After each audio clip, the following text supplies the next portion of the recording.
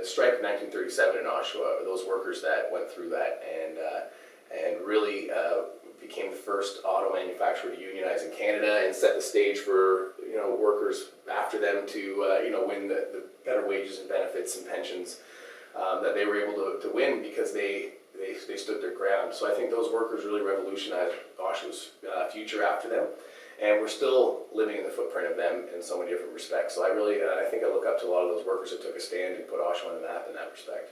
But I worked for General Motors for 10 years before that, and the minute you got married, you had to be out within 3 months. I mean,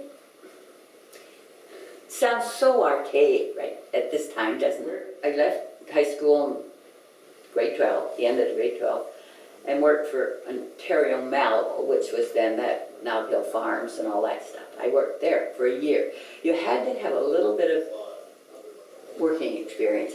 Mrs. Baxter in Oshawa is the only one that knew hire and get you in a job. And my aunt played bridge with Mrs. Baxter, so I got into General Motors. Well, I worked in General Motors. I started there in 1962, and I retired in 01. It was good. I really liked working there, and the people I worked with was good all the way through. The very end, before I retired, the latter part of my life in GM was basically around computers, but I really felt sorry for the people who work on the lines. It was just a non-stop situation, and they didn't have much time to do anything other than just go.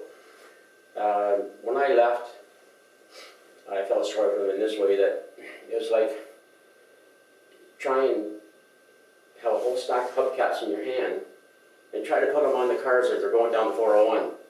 That's what those guys are working like. I felt sorry for that. Like a big change, a massive change.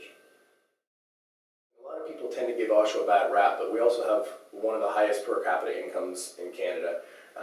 We have not so much anymore, so much a GM town. I know at one point it was over 20,000 workers, now it's around 4 or 5. Those imprints that they left on our community are everlasting, right? So the middle class in this town was built from the workers, the auto workers, and the spin-off of all the employment and all the economic growth and development that came from that.